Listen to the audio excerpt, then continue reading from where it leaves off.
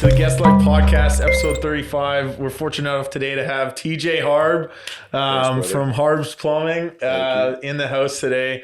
Being in the industry, it's awesome to see kind of like-minded people like myself and TJ kind of get in a room, bounce ideas off each other, but also just like taking this industry, plumbing, HVAC, construction, just to the next level in terms of working within the community, fellow entrepreneurs, and really bouncing some ideas to get to that hierarchy place where, you can network, you can come to a place of really just doing the best things you want for the community and giving back. So today is all about TJ, his story. It's an awesome one. And also he's doing some amazing things within the city and beyond. Thanks, brother. I really appreciate having me on, man. Yeah. It's a cool office and appreciate, giving me the opportunity to come on and tell my story, man. Yeah, no, thank you. So as you guys know, thank you so much for tuning in. Without the listeners, without people coming on, this show wouldn't be possible. We always ask ourselves this question: why not me? Why not now? And TJ is a great example of someone that's going to take that to the next level. So, please like, share, and talk more about this story and many others. So, today we're going to dive right in. And TJ, tell us a little bit about the Harb team and how it's grown over the years. As a staple, you guys are housed down in Burlington, but Yep. You're a home name beyond that for sure. Yeah. My uncle started the business in 1974, and my dad worked alongside with him for 30 years or something like that. 25 years, and well, in business, some people are old school, right? So about 5 years ago, I took it over. It had 3 trucks and 2 employees, right? And right now we're at 12 trucks and we got 30 guys, right? So there's just a lot of things that you learn over time. And, like you said, man, like I learned from people like you, a lot of people are like, how and why? And like you said, why not me, right? But it's not why not me, it's how can I do that, right? So, I remember, like I told you just a bit ago before I got here, I learned from you, from just having one lunch with you, about, what's my time worth? What can I do to better my business? Because a lot of the times I find myself, I was working in my business, hands-on, because I'm, a lot of guys laugh at me. I'm still on the tools, right? So, but the other thing is too, that I've learned over the years, you got to work on your business, image, like you said, content, meeting new people and networking, right? So I'd say, within the last 5 years, that's probably been the hardest working, time of my life, right? So it's been a long time coming. Yeah. Well, and like if you guys follow TJ online, he's always in the trenches. He's always in the trucks. This guy is the hardest worker in the room by far. And really kind of taking a brand that has been a family household name for a really long time. And you guys put an awesome spin on it recently. You did a rebrand, you wrapped the trucks, you went modern. You got a young crew kind of bringing back that high energy into the community. I feel like for the trades specifically, there's a big age gap. There's not a lot of 45-year-olds. You got the 20 to 30, and then you got the 50 plus. Absolutely. How have you found kind of that transition be great for your company to kind of keep up? I'm sure your techs and your guys and your office keeping up to your level. Absolutely. Nothing, I believe, even for yourself and myself, would happen without our crews. Totally. We're not out, I'm not in 10 different trucks. You're not out at this new build or here or at these estimates, right? So I feel like one of the most important things is just having that good crew and a good understanding, So my kind of philosophy, a lot of people don't agree with it, is just showing my guys how hard I work, so they kind of have that, fuck, man, my boss is, and I literally, if I'm watching a guy dig a hole and he's just hurting, you know what I mean? And I'm just like, yo, get the fuck out of my way. And I'm in there, So when they sit back and they look, it's like, yeah, man, like I don't got all day. I got a new job tomorrow, right? So the guys that work with me are probably like one of the number one reasons why we excel, man, because treating guys like you know, you're equal is one of the most important things. I don't care who you are, what you do. You treat these people with respect, man. They'll work just as hard for you as they would for, you know, the next guy, right? But, you know, I found that that's really what helps a business grow. It's the crew, it's the motto, the feel, you know, like when I come in here, man, I'm like, is this even a plumbing company place? I'm like, this is nice. Yeah, like I want to that. work here, right? Like, Yeah. you know, my offices don't look like this, and my guys don't want to work there. It's about the energy that you bring, right? So there's certain things that people don't get when they have their own business. It's not about always about money. Totally. You know, it's about giving back to your guys. You know, when I took over, we didn't have benefits. You know, I took over, we got benefits. We started helping these guys that help us, you know, and help us grow. So that's one of the biggest things I find in a service business like ours, because like you said, man, you know, we are a home name brand in Burlington. You know, people think for sure plumbing, they think Harb's, at least in the Burlington area, because we've been there for, you know, 45 years. You know, so people are a bit stuck with me, I guess, right? But you know, it's because these guys, man, they do good work. We have a lot of these guys have worked with myself or my dad, or, you know, so they know how we work. They know how we clean up, how we talk to customers, right? So customer service, I find, especially in our business, is number one, man. So. Yeah. And I think that's a big thing. Like we've over the years kind of, again, you know, when we started paying our guys, I think it was, you know, $28 an hour for a licensed plumber. It's all we could afford. Absolutely. So, you know, working our way up that ladder and being like, you know, giving back to the employees as well as, you know, creating that space for them to grow. Absolutely. You know, it's massive. And you know, how's the dynamic? You know, I think a lot of people are always wondering, we talked about it before, like, you know, how'd you get to that place? What's the dynamic in a family business, seeing those generations, you know, bust their ass their whole, you know, careers, and then you coming up through that? Is that where you got that work ethic from? Yeah, like, you know, my dad's probably one of the hardest working guys I know, you know, and even my uncle too, you know, they used to have one truck, man, you know, they'd go to the club and they'd put garbage bags on the seats and they'd have a suit on, you know, and that's how they started, you know, they didn't have a car.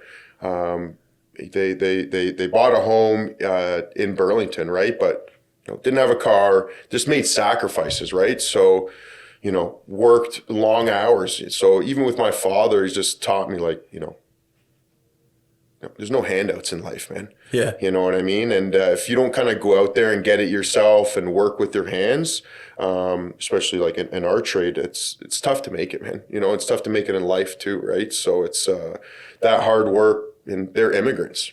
Like, they came to this country with nothing, you know, and then they help, you know, me get to where I am as well. You know, it's not all my work. It's, you know, they taught me, or else I don't know, be out there, you know, doing something else. Or, you know what I mean? Like, this keeps me out of trouble, right? So I learned from a young age, work's number one, man. Like, don't tell my wife that, but, you know, she knows she's a strong one, but, you know, work's number one. It's just been like that.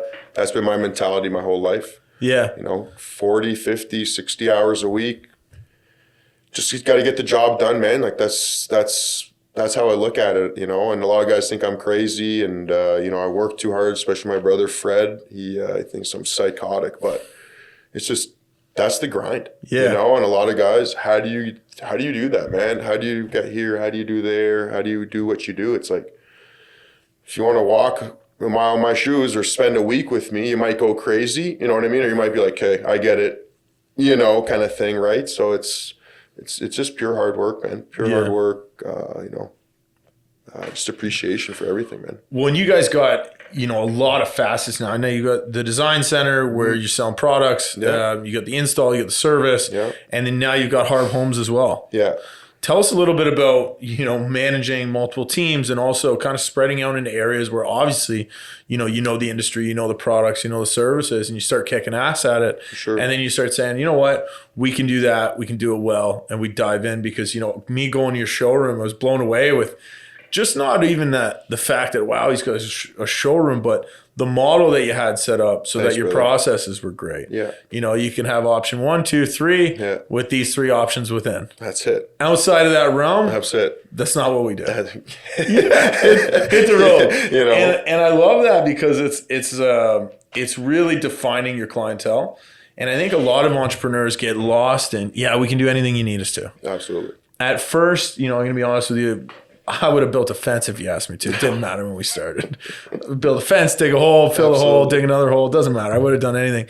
Once you kind of get your feet in the ground and you get stabilized and you say, what do we do really well and how do we do more of it? And I think that's what you're doing right now. Yeah. How did you define that as, your plan, your structure, and your goal, and then, move into the home building side?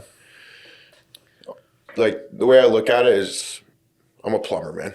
You know what I mean? I'm not a stock guy. I'm not a, Bitcoin guy, not just yet or whatever. I don't know which way the world's going, So I'm just, I'm just playing my chips as they come, right? So it's a lot of guys try to do different things, dude. I would have built a fence too, man. I used to have this green truck and, I had like a picture of a lawnmower with like a hedge clipper on it. It's like, I would have cut your lawn, So then I realized, like, listen, like plumbing.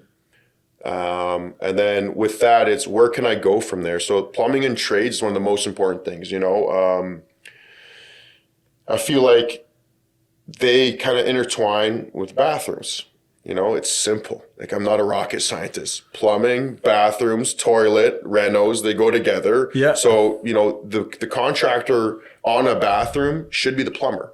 Because if they don't know the rough in, or they don't know this tub's not going to fit in this cavity in the alcove, and this tile, you can't put a big tile on the ground. So there's a lot of things that it's common sense knowledge where we're like, you know what, the plumbing company needs to be the contractor on the bathroom, because there's, like, we're not the best company out there, and I'm sure there's a lot of guys out there that do a lot nicer work, but we know what needs to be installed. Totally. And we've seen so many jobs where, like, toilets on an angle, like in the corner, or the freestanding tub that's like this far away from the walls, right? So we've seen a lot of things where, like, I'm sick and tired of being the subcontractor. Yeah. I'm going to be the contractor where I have subcontractors, right? So we have 2 full-time tile guys. We have electricians that they don't work with us, but they have specific days that they work, that they work for us, right? Yeah. So, and then, ever since I was young, I always liked homes, man. I felt like, my uncle growing up had, a fourplex and did flips and, shit like that, right? So it always intrigued me because it involved hard work, and it's hard to get him on the phone. You're exactly right. He's always busy. Extremely busy. Yeah. So I just found that homes go with that too, man. You're just doing renos, and again, you're changing all the plumbing, right? So I felt like bricks and mortar is just my game, So I found that over the years, you kind of got to focus on one lane and then kind of have your bread and butter and just spread your wings a little bit, right? Because you're always going to you can't always have one revenue stream, right? In my opinion, you need to have 4 to 5, right? Especially if you have goals and ambitions and you want to build wealth and be rich or whatever. One revenue stream, unless you're making like tens of millions a year, which, that'd be awesome. But for the average person like us, we need to have like at least 4 to 5, to get to different places. So yeah, and I think, I love that kind of segue into, understanding what you're good at and then defining that and saying doing more, right? And absolutely. Also, I think, what we don't do as entrepreneurs enough is kind of reset and say, wow, okay, you know what, we're doing this and we're working on it. How do we kind of excel at it? And looking at different options and opportunities. And we talked about it just before we started filming. Could have kept that going the whole time, but absolutely. It was talking about people, right? And team, and then also growth. And as you grow and have that team and you start bringing on, great people in house, I find that's when you can really define those different avenues, because again, you can't multiply yourself. And, whether it's 40 hours or 80 hours a week, you can't go over that. And there's only a limit to what you make in an hour kind of thing. Absolutely. Unless you get your money working for you and you start building a really great team, or again, Bitcoin overnight. You get what I mean? So that's not us, right? So. Yeah. So, how's the business, we're talking about those, 30 years in business, 25 years in business. Mm-hmm. How has it evolved over the years? Because, I'd love to talk about the new wraps on the trucks and that brand change. For sure. What made you decide to do that? What made you, I think everyone I talk to knows the Harb trucks. I mean, it's awesome to see on Instagram as friends and family. I'm sure are sending out the clips of you guys on the highway because absolutely they're undeniable. Yeah, I find that we were just old school, man. You know, and my dad's old school. My uncle's extremely old school, where you know they had this mentality of you got to do everything yourself. You know, if I don't do it, it doesn't get done right. You know, you got to watch this guy, and that kind of actually stuck with me for a bit, and that's what had me in a slump. You know, and my brother Fred and like my cousin Zaid and you know a couple of the guys that I have like my core kind of thing, we were like, you know what, you know, fuck that, man. You know, sorry, excuse me. No, you know what, I want to do something. I'm not saying that they're holding me back, but there's things I want to get done. But like you said, man, it's delegation, right? So once you find good people to work with you, it's funny because I have a lot of friends, even though a lot of people think that friends and, you know, family and friends and business is just like the worst combination that you could ever do, right? But when you're an old school company, you have older clients. And I found that a lot of our clients, as I were taking over, was, you know, Betty and, you know, Mr. Smith, right? So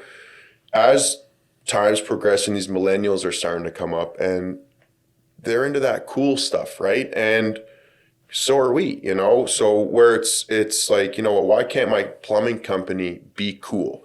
You know, I feel like I was, you know, wanted, you know, somebody feels cool by calling me. You know what I mean? Yeah. Like whether you like me or not, or like the business or not, you're like, I see that truck or I see that branding. And, you know, you look at, I guess, kind of what's cool these days, man. And you know, we're always doing rebrands and stuff. You got to keep with the times, right? Totally. Where if you kind of stick around and you just stay stagnant and think that, you know, you have to be everywhere and do everything, and trust is key, man. Like you got to trust your guys to do that rough end, fix that toilet, to do it properly, to take care of your customer, right? So if you don't have trust and, you know, respect for these guys to do work for you, I just feel like that, you know, you're just going to stay in the same position, you know? So I feel like that's where my company kind of made a change. Mm-hmm. Raises, benefits, branding, uniforms, you know, shop, you know, my uncle used to, you know, it's a 35-year-old business, 40-year-old business, and they're running out of a basement, you know? So I'm like, where do I go from here? Do I run it out of my basement and kind of stay where I am and content? Or do you invest in your future and, you know, take it to another level? So for the last 5 years, man, just been pumping money into my company, you know? And that's literally one of the reasons why it is where it is, because it just reinvest, you know, because there's something to reinvest in, man. Good crew, good guys, good bosses, good managers. It's just filled with good people, man. Yeah. And I think that's something that's, you know, I wouldn't say undervalued, but maybe underdiscussed is, how much do you leave in the business? How much do you put back into it? And sometimes like, oh, well, we're not making a lot of profit. It's like, all right, well, what do we have though? You know, we've got 30 ladders. Yeah. You know, it's like, how many Hilti kits you got? And also, you know, giving it back to the employees in the community. And that's where we're going to kind of segue next, because, you know, building a business and building a brand is, a lot of people, I think, look short term in terms of where the wealth comes from. And also are a little bit scared to talk about generational wealth and what you want to, you know, if you want a Ferrari or Lambo or a big house or a cottage, or, you know, maybe you just want to be a crazy philanthropist and give back all your money, whatever that wants to be. And it's everyone gets that opportunity. But I find it's you know, there's a lot of years where you need to put back in, and I wouldn't say suffer is the right term, but invest. Absolutely. And understanding that you suffer. Yeah. You could put it that way, but no, you definitely suffer. Yeah, but that's what it takes, right? To get to that stage of, you know, not everybody just gets to that level. People don't see that, man. No, and the big thing that we'll be transparent about here to everybody that's listening is, you're not supposed to see it. So when they say, oh, we only see the good stuff on Instagram or Facebook, it's like, just imagine we showed you the bad. Yeah, no one's going to watch it. You'd be terrified. Absolutely. The goal of a business is to showcase greatness and work on things behind closed doors and work on, you know, benefits and growth and employee satisfaction and systems and processes and build that trust. Everything has to be out there, man. You know, like like you said, if people saw what it took, they just, turn the page, and okay, you know what? I'm not doing that, right? So everyone always looks at the good. You got to look at the bad, man. Yeah. And go with it too, right? So. For sure. So tell us a little bit about some of the community stuff you do, because it's been amazing over the last couple of years. I've come and seen you on the toy drives and Thanks, doing that stuff in your community. Tell us a little bit about it and how you got involved.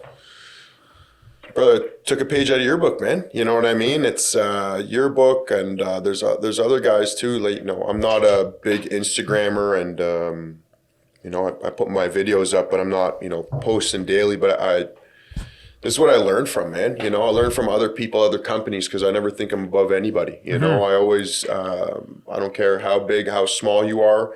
There's something to be, learned from you. And that's what's important, man. Like if I see guys like you out in the community, and I have my own capacity to do that myself, like, why am I not out there, right? But that goes without saying. It's kind of like a behind closed doors. It doesn't mean necessarily that before I did this toy drive or do that we weren't doing things, right? It's things now that as you grow, it's nicer to let people know, hey, we are giving back. We're not just a plumbing company coming by, charge you $200 for an hour and and leave. It's like, no, man, like, we are helping out. We are doing this, and helping out in the community. We've done now 2 toy drives. You guys that come by helped us out big time with donations. We help also. We've done like a cleanup around the city, like litter and whatnot. And awesome. We give to Compassion Society, so food donations, things like that, whenever we can, right? So it's our second year doing that. It's my 5th year owning the business, so it's That's our second amazing. year doing that. The first 3 years I found myself extremely busy just with the business and whatnot. But like you said, now that we have some time to kind of, sit back and kind of focus on our business, because these kinds of things help your business too, man. Sure. You give, you get. It's plain and simple, Yeah. And people come down to your toy drive. They know you're good people, man. Like, we're not doing it for PR. You're doing it because we're actually good people, good owners. Yeah. So that's what it is. So then, we come down, look at you right now, a physical specimen sitting in front of me here. Mm-hmm. How is your daily routine? I know you're hitting that gym early. Oh, yeah, man. You're doing it on the weekends. Absolutely. A little bit about, health and wellness. How are you managing a business, managing a relationship, managing personal life, friendships, and staying in shape? What's a day in the life? Well, I'm up at like 5:30 every day. Yeah. Monday and Wednesday, I'm at the office by 7. Just getting the guys ready, talking to my managers, what's going on, what's happening, where are you sending me, right? Because sometimes I don't even know what I'm doing. Just wear my work clothes, get into it. I could be doing a roughing, I could be putting a toilet in, right? So Tuesday mornings, 6:30 at the gym, 7 a.m. at the gym until about 8, and then I hit the office. Weekends, before I got married, were same thing, man. Just work, work on my homes, work on my projects. But now it's, more or less trying to get into that delegation and, meeting with people and kind of, manifesting, if you want to say, and because that's important too, right? Where you meet up with people and you bounce ideas off and that's how business is. And that's how you become bigger in business, when it's, talking to more people, interacting with, people like-minded like you. And that's how you get to be great, You catch me mopping the floors at my shop. There's a lot of things throughout the day that I do. Usually finish work maybe around 5, 6, have some dinner with my lovely wife, chat it out with her. She says I only say a couple words to her every day, but she doesn't understand I talk to like 1,000 people a day and 100 phone calls, so, but, she's very patient with me. I find that you got to have somebody with you as a partner that understands that mentality too. Even before I got married to her, I just, as straight up as could be, is like, business is number one,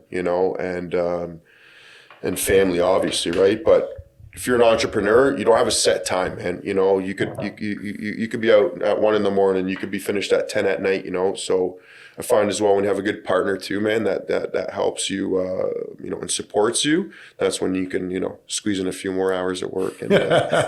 Without getting into much trouble. Without getting into it, right? So 9:30 in bed, man. Yeah. You know what I mean? I'm a grandpa, man. 9:30, 10 o'clock, I'm just on the couch, just brain fried, you know, because it's just work in the trades is not only, you know, physical, it's mental stress too, right? Especially running your own business and having 5-6 things going at the same time. Like mental stress is definitely, you know, I'd say more of a strain than physical, man. Like I'll do a roughing and break concrete up every day, but don't tell me to answer, you know, I don't know, my brother Fred, because I used to answer the phones in my business. Yeah. And, you know, we got like 50, 60, you know what I mean, phone calls a day. And I handed that responsibility and that hellhole off to him, you know, 2 years ago. And, you know, it's just crazy about how it is, you know, and how people transition, right? So it's well, making some time for that, you know, to manifest into reality. 100%. Right? How do you get out of that kind of concept of that daily, like, you know, not getting anything done because you're getting interrupted, and why are we getting interrupted? That can be, you know, delegated so that you can elevate in what you're doing. Exactly. You know, weekends, man, still up 5:30, 6 o'clock, like you can't sleep in, right? Your just body clock's up, right? So whether it's putting around the house and just keeping busy, you know, there's always something to do, man. For sure. If somebody tells you there isn't, just come by. I'll give you a few things to do if you want. Yeah. So tell us a little bit. We're getting to the end of the podcast here. We always ask this question. What advice would you give to your younger self or someone coming up that wants to get into your industry or into that entrepreneur life? A younger me, man, you know, slow down a little bit. You know, a lot of guys, they you know, before we came on, we talking about just jumping up that ladder, you know, and nobody, I don't care who you are, you know, if you're, you know, what's that guy's name? I can't remember his name from Amazon. Oh, Jeff Bezos. You know, but it was like in a basement on one laptop or one computer that he had, you know, like he didn't build Amazon. Things don't happen overnight, right? So even for a younger self, for me, it's just patience, man, because a lot of us always want something now. Totally. And I find that's like one of the biggest setbacks these days, especially in the younger generations, where they see people older than them or their best friend or, you know, their parents or somebody's got, you know, like you said, a Lambo, a Ferrari, a nice house, a Rolex or something. I want that. Well, it's like, that costs $20K. You're making, you know, X amount. Step up your game. And, you know, that's how you do it, you know, to get to that. A lot of people don't understand, man. It's about patience, perseverance, and just not giving a fuck what anybody says, man. Yeah. You know, just do your thing and just make sure it's kind of like, you know, a smart choice. Because if you fall off that ladder and, you know, you make you know, your overhead's too high and you went too big, too quick, it's really hard to get up. And that's if you get back up, you know. So for sure. It's just patience, man. Patience. Because you'll get there, but eventually. It takes time, yeah. It takes a lot of time, man. So, 100%. Yeah, man. All right, guys. Well, this is TJ Harb again, The Guest Life, episode 35. Thank you so much for tuning in. We wouldn't be out here without you guys tuning in, listening, liking, sharing. All the TJ's Instagram handles, everything's going to be in the links below. So check them out, give them a follow. Awesome company, awesome story. Thank you, brother. Appreciate it, man. Appreciate you. Yeah, thanks so much for being on. And again, we're always going to ask ourselves, why not me? Why not now? And take our lives to the next level. Thanks, brother. Appreciate it. Boom. That was awesome, man.